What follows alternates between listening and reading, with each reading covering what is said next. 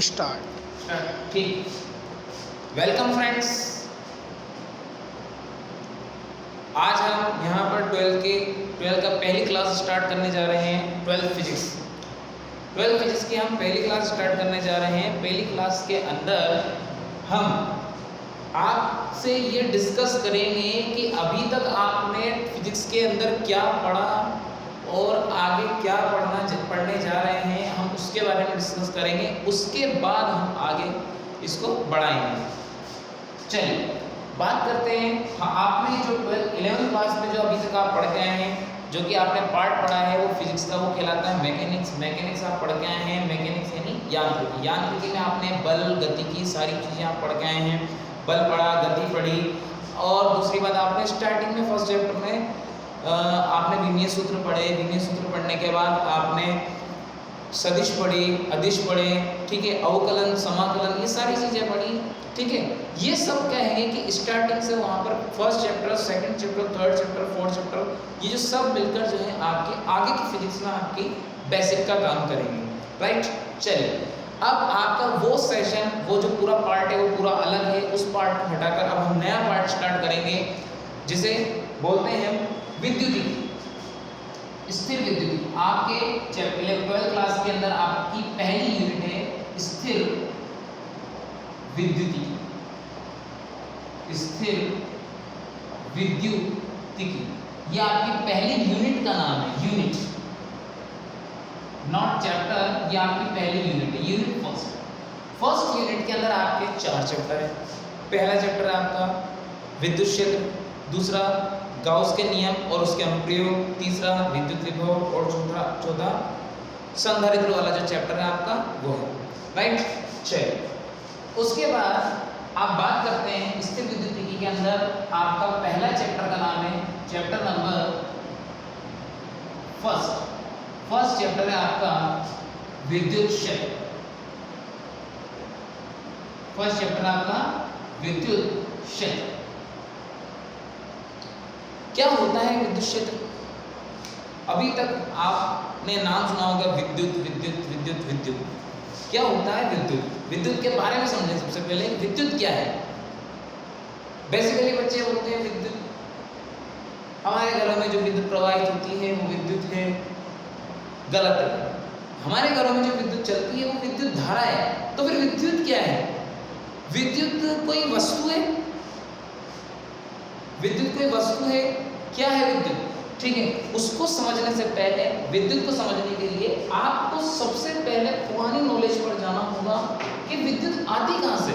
सबसे पहले आपको मैं अभी बता दूं कि यहाँ पर 12th में हम ये देखेंगे कि विद्युत जनरेट कैसे होती है, और फिर उसके बाद वो गति कैसे करती है। जनरेट होने के बाद विद्युत गति कैसे करती है, और इसका कहाँ जाके अंत हो जाता है, इस चीज को हम पढ़ेंगे। उसके बाद हम बात करते हैं कि विद्युत बनती कैसे है, विद्युत बनती कैसे, बनने का तरीका क्या है, और फिर बनने के बाद विद्युत गति कैसे करती है। तो स्टार्टिंग के 1, 2, 3, 4 चैप्टर में आपकी विद्युत गति नहीं करेगी। पहला, दूसरा, तीसरा और चौथा, इन 4 चैप्टरों में विद्युत गति नहीं करेगी। यहाँ पर सिर्फ आपको विद्युत के बारे में समझना है, स्थिर विद्युत, क्योंकि यूनिट का नाम क्या है, स्थिर विद्युत। स्थिर विद्युत के बारे में आपको मैं बता दूं। अब स्थिर विद्युत क्या है, उससे पहले मैं आपको ये बता देता हूँ। सबसे पहली चीज, इस चैप्टर को स्टार्ट करने से पहले मैं आपको बता देता हूँ कि विद्युतीकी क्या है। विद्युतीकी क्या है? विद्युतीकी, जिस चीज के पीछे भी तिकी लग जाए, समझ लेना वो भौतिक विज्ञान की एक शाखा है, राइट। उसके बाद विद्युतीकी के 2 प्रकार हैं आपके। विद्युतीकी कहते किसे? भौतिक विज्ञान की वह शाखा जिसके अंदर आवेशों का अध्ययन किया जाए, उसे कहते हैं विद्युतीकी। भौतिक विज्ञान की वह शाखा जिसमें किसका अध्ययन किया जाए? आवेशों का अध्ययन किया जाए, वो क्या कहलाती है? विद्युतीकी। विद्युतीकी 2 प्रकार की होती है। एक तो होती है स्थिर विद्युतीकी, और दूसरी होती है गतिक विद्युतीकी। दूसरी होती है गतिक विद्युतीकी, राइट। चल आगे देखते हैं स्थिर विद्युतीकी और गतिक विद्युतीकी में डिफरेंस क्या है। स्थिर विद्युतीकी में हम स्थिर आवेशों का अध्ययन करते हैं और गतिक विद्युतिकी में हम गतिशील आवेशों का अध्ययन करते हैं। इतना सा अंतर है। स्थिर विद्युतिकी के कारण जो है हमारे पास स्थिर आवेशों के कारण विद्युत क्षेत्र उत्पन्न होता है और गतिशील आवेशों के कारण चुंबकीय क्षेत्र उत्पन्न होता है। राइट, चलिए अब आगे बात करते हैं कि स्थिर विद्युतिकी के कारण तो हमारा विद्युत क्षेत्र उत्पन्न होता है और गतिशील आवेशों के कारण यानी स्थिर आवेशों के कारण तो विद्युत क्षेत्र उत्पन्न होता है और गतिशील आवेशों के कारण चुंबकीय क्षेत्र उत्पन्न होता है। अभी मैं इन सब की डेफिनेशन आपको बता दूंगा अच्छी तरीके से, ठीक है। पहले इसको समझें। अब बात आ रही है यहाँ पर एक वर्ड हमने पढ़ा आवेश। यहाँ पर एक वर्ड हमने पढ़ा आवेश। क्या होता है आवेश? आवेश के बारे में, आवेश कोई वस्तु है? नहीं। आवेश क्या है? आता कहाँ से आवेश? क्या होता है? कोई ऐसी कोई वस्तु है कि यहाँ पे रख दो आवेश, यहाँ रख दो आवेश, यहाँ रख दो आवेश? आवेश है क्या? आवेश को समझने से पहले चलिए बात करते हैं। आवेश को समझने से पहले आवेश आता कहाँ से? सबसे पहली बात, क्योंकि इनिशियल बात क्या है यहाँ पर आवेश की इनिशियल बात, जो इनिशियल में आपको समझना है कि आवेश आता कैसे, उसके बारे में समझेंगे। चलिए बात करते हैं। आपने बचपन में सबने ये पढ़ा होगा परमाणु किसे कहते हैं? परमाणु, हम जानते हैं परमाणु क्या होता है। पदार्थ की सबसे छोटी इकाई परमाणु, क्योंकि शुरुआत ही बेटा परमाणुओं से होती है। शुरुआत ही किससे होती है? परमाणु से। परमाणु क्या है? परमाणु के बारे में बात करें, हम जानते हैं कि परमाणु में उसका एक नाभिक होता है जिसमें प्रोटॉन और न्यूट्रॉन होते हैं। प्रोटॉन धनावेशित होते हैं, न्यूट्रॉन उदासीन होते हैं और इसके चारों ओर वृत्ताकार कक्षाएं होती हैं जिसमें ऋणावेशित इलेक्ट्रॉन चक्कर लगाते हैं, जिसमें ऋणावेशित इलेक्ट्रॉन्स जो होते हैं वो चक्कर लगाते हैं। राइट, उसके बाद बात करते हैं कि आवेश आता किससे है? आवेश क्या है? बेटा आवेश जो है ना कोई वस्तु है ना कोई पदार्थ है, आवेश केवल एक गुण है। आवेश केवल और केवल एक गुण है जो किसी एक परमाणु से दूसरे परमाणु में इलेक्ट्रॉन के आदान प्रदान से उत्पन्न होता है। और हम बचपन से जानते हैं, हम ये भी जानते हैं कि इसकी खोज बेंजामिन फ्रैंकलिन ने की थी। वैज्ञानिक बेंजामिन फ्रैंकलिन ने इसके बारे में बताया था। बेंजामिन फ्रैंकलिन क्या कहता है कि अगर कोई परमाणु एक इलेक्ट्रॉन इधर दे दे तो हम जानते हैं, बचपन से हमने ये पढ़ा है, नहीं जानते तो जान लो कि किसी उदासीन परमाणु के अंदर जितने प्रोटॉन होते हैं उतने ही इलेक्ट्रॉन होते हैं। सपोज कीजिए कि इस परमाणु के अंदर 12 प्रोटॉन है, तो 12 प्रोटॉन की तुलना में इलेक्ट्रॉन कितने होने चाहिए? 12। सिंपल, 12 इसके अंदर इलेक्ट्रॉन है, जितने धनावेश हैं अगर उतने ऋणावेश हैं तो +12 - 12 कैंसिल होकर कितना हो जाएगा? 0। यानी कहने का मतलब इस पर अभी आवेश कितना है? 0। ठीक, मान लेते हैं, सपोज कीजिए कि इसके अंदर 17 प्रोटॉन हैं और 17 इलेक्ट्रॉन हैं। राइट, 17 प्रोटॉन की तुलना में 17 इलेक्ट्रॉन है। ठीक, अब 17 धनावेश है, 17 ऋणावेश है, तो 17 - 17 कितना हो जाएगा? 0। यानी इस पर भी अभी आवेश 0 है। अगर हम क्या करें, और हम ये भी जानते हैं कि जितना आवेश प्रोटॉन पर होता है उतने आवेश इलेक्ट्रॉन पर होता है। बचपन में हमें बताया गया था, नहीं बताया हो तो छोटी क्लास में हमने पढ़ा होगा कि एक इलेक्ट्रॉन पर आवेश 1.6, एक इलेक्ट्रॉन पर जो आवेश होता है वो होता है 1.6 × 10⁻⁻19 कूलम। इतने कूलम आवेश होता है एक इलेक्ट्रॉन पर।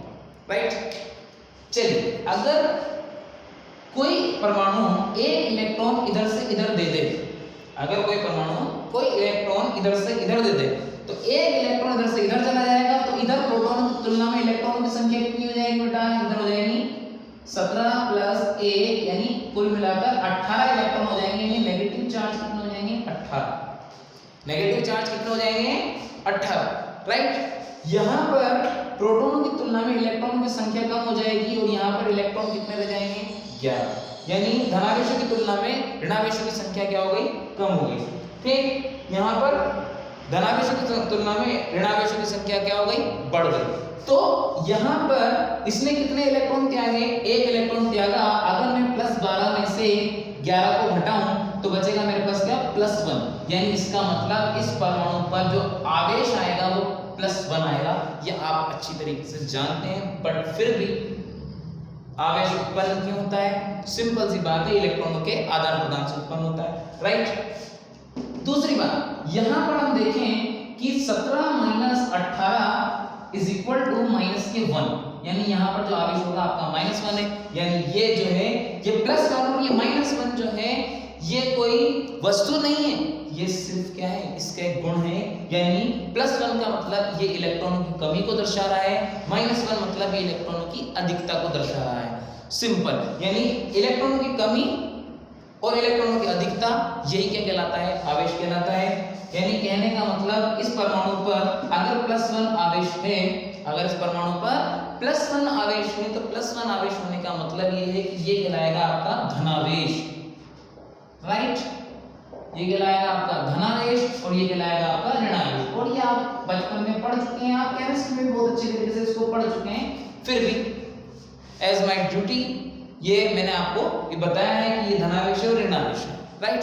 यानी अब आप ये पता कर चुके होंगे कि आवेश क्या है, आवेश कैसे उत्पन्न होता है, क्या होता है, क्या नहीं होता है। ये आपको सिर्फ ये एक रफ वर्क है जो कि मैंने आपको बताया। चलिए अब बात करते हैं हम विद्युत क्षेत्र के बारे में। विद्युत क्षेत्र क्या होता है? विद्युत क्षेत्र को समझने से पहले हम डेफिनेशन देखते हैं विद्युत की। सबसे पहले डेफिनेशन, पहला आपको हेडिंग डालनी है, आपको नोट्स कंप्लीट करने हैं, बिकॉज ऑफ अभी क्लासेस लाइव क्लासेस जो हैं चल नहीं रही हैं, तो इसका मतलब ये है कि आप अभी ऑनलाइन लाइव क्लासेस अभी आप पढ़ रहे हैं, ठीक है। अभी आप कोचिंग आ नहीं सकते तो आप घर पे अपने नोट्स कंप्लीट कीजिए। इसमें सबसे पहला हेडिंग, पहले चैप्टर का पहला हेडिंग जो है ये आपका आएगा विद्युत। अभी आप इस चीज से कंफ्यूज ना हो कि विद्युत क्षेत्र नाम है, सर ने तो विद्युत क्षेत्र बताया है, फिर हेडिंग तो विद्युत की बता रहे हैं।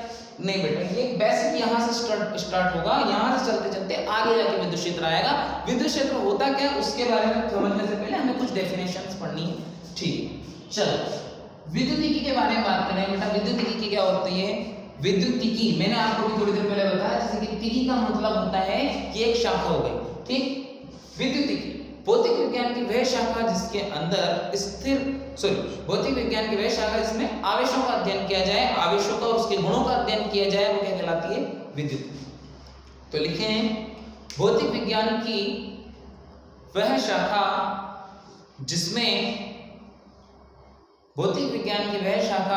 जिसमें आवेशों और उनके गुणों का अध्ययन किया जाए, विद्युतिकी कहलाती है। भौतिक विज्ञान की वह शाखा जिसमें आवेशों और उसके गुणों का अध्ययन किया जाए, विद्युतिकी कहलाती है, ठीक। समझ में एक बार? चलो उसके बाद आगे लिखें विद्युतिकी दो प्रकार की होती है। विद्युतिकी दो प्रकार की होती है। पहली विद्युतिकी दो प्रकार की होती है। पहला लिखें स्थिर विद्युतिकी, स्थिर विद्युतिकी। दूसरा लिखें गतिक विद्युतिकी। दूसरा लिखेंगे हम गतिक विद्युतिकी, राइट। पहला तो है आपका स्थिर विद्युतिकी, दूसरा है आपका गतिक विद्युतिकी। स्थिर विद्युतिकी और गतिक विद्युतिकी, ठीक। पहला हेडिंग डालेंगे आप स्थिर विद्युतिकी। पहला हेडिंग आप डालें स्थिर विद्युतिकी। स्थिर मतलब सब कुछ स्थिर, स्थिर मतलब सब कुछ स्थिर। बहुत इजी है बेटा, 12th की फिजिक्स बहुत आसान है। 11th से ज्यादा आसान है 12th की फिजिक्स। क्यों? क्योंकि इसमें क्या है कि आप इतना कुछ आगे सीख के आ चुके होते हैं कि अब आपको ज्यादा इसमें माथाफोड़ी करने की जरूरत नहीं पड़ती। बहुत आसान है फिजिक्स। अब आप बच्चे से कहते हैं सर ये तो बहुत कठिन पड़ती है, ऐसा वैसा, ये बहुत आसान है। क्योंकि आप जैसा सोचेंगे आप वैसा करेंगे, राइट। आप इसको इजी मान के चलेंगे तो इजी वे में हो जाएगी, अगर आप इसको कठिन मान के चलेंगे तो कठिन वे में होगी, ठीक है। तो स्थिर विद्युतिकी बहुत आसान है, पूरी फिजिक्स आसान है, कुछ भी नहीं है फिजिक्स में। सब कैलकुलेशन है, माइंड की कैलकुलेशन, सब माइंड की सोच, सब ये विचारों पर चलती है पूरी। है सब कुछ मानना है, यहाँ मान के आपको सब कुछ सॉल्व करना है। यहाँ पे याद रखने की तो कोई बात ही नहीं होती, ठीक है। सब कुछ समझना है, जैसे कि भैया आपको बताया थोड़ी देर पहले, ये भी समझना था, अब आप ये भी समझना है, ठीक है। चलो स्थिर विद्युतिकी। स्थिर विद्युतिकी के बारे में बात करें, स्थिर विद्युतिकी क्या है, लिखो इसके अंदर हेडिंग डालकर लिखो, भौतिक विज्ञान की वह शाखा जिसमें स्थिर आवेशों का अध्ययन किया जाता है। भौतिक विज्ञान की वह शाखा जिसमें स्थिर आवेशों का अध्ययन किया जाता है स्थिर विद्युतिकी कहलाती है। भौतिक विज्ञान की वह शाखा जिसमें स्थिर आवेशों का अध्ययन किया जाता है स्थिर विद्युतिकी कहलाती है। राइट, चलिए दूसरा हेडिंग डालें, गतिक विद्युतिकी। गतिक विद्युतिकी तो लिखें इसके अंदर भौतिक विज्ञान की वह शाखा, गतिक विद्युतिकी हेडिंग डालकर लिखें भौतिक विज्ञान की वह शाखा जिसमें गतिशील आवेशों का अध्ययन किया जाता है,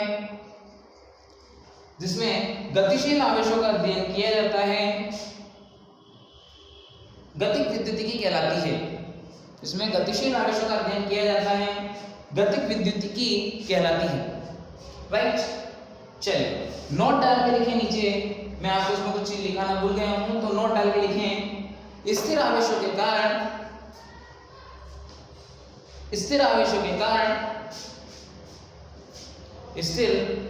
कारण विद्युत क्षेत्र उत्पन्न होता है। स्थिर आवेशों के कारण विद्युत क्षेत्र उत्पन्न होता है, जबकि गतिशील आवेशों के कारण चुंबकीय क्षेत्र उत्पन्न होता है। राइट, चलिए आगे बात करते हैं हम आवेश के बारे में। अब आवेश क्या है, मैंने अभी जैसे कि आपको थोड़ी देर पहले बताया कि आवेश एक प्रकार का गुण है। क्या है, आवेश एक प्रकार का गुण है। राइट, तो अब आवेश के बारे में लिखें, आवेश क्या है, लिखिए इसके अंदर आवेश एक प्रकार का क्या है, मैंने आपको क्या बताया, गुण। तो लिखो आवेश किसी पदार्थ का वह गुण है, लिखो इसके अंदर आवेश किसी पदार्थ का वह गुण है जिसके कारण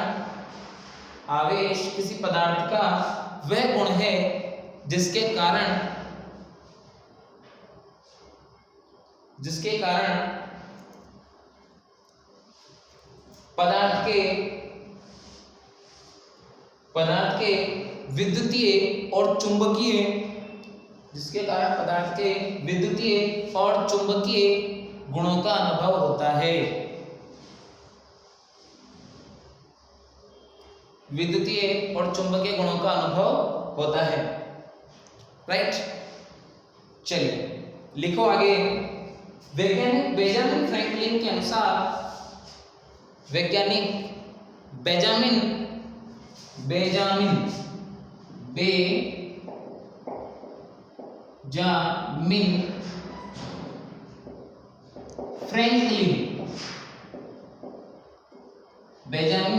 फ्रैंकलिन के अनुसार आवेश दो प्रकार के होते हैं। वैज्ञानिक बेंजामिन फ्रैंकलिन के अनुसार आवेश दो प्रकार के होते हैं। पहला धनावेश, दूसरा ऋणावेश। पहला धनावेश, दूसरा ऋणावेश। राइट, कोई दिक्कत तो नहीं है। चलिए इसके बाद मैं जो है आगे का जो है पार्ट में आपको इसके आगे का नेक्स्ट वीडियो में बताऊंगा। नेक्स्ट वीडियो में हम इसके बारे में पढ़ेंगे कि आवेश क्या है, आवेश की इकाइयाँ क्या है, आवेश में कौन कौन सी तरीके की इकाइयाँ हैं, आवेश का क्वांटीकरण क्या है, आवेश के बारे में समझना है। उसके बाद हम इसके दो स्थिर आवेशों के मध्य किस प्रकार से बल कार्य करता है, हमने जैसे कि बचपन में आपने पढ़ा होगा केमिस्ट्री के अंदर कि Na+Cl इन दोनों के बीच में Na++Cl- इन दोनों के बीच में एक बल कार्य करता है जिसे बोलते हैं स्थिर वैद्युत आकर्षण बल। आपने पढ़ा होगा, नहीं पढ़ा होगा तो मैं बता दूंगा। ठीक है, स्थिर वैद्युत आकर्षण बल कार्य करता है। ठीक है, इस आकर्षण बल के बारे में क्या होता है, ये आकर्षण कैसे वर्क करता है, क्या होता है, इसके बारे में मैं नेक्स्ट वीडियो में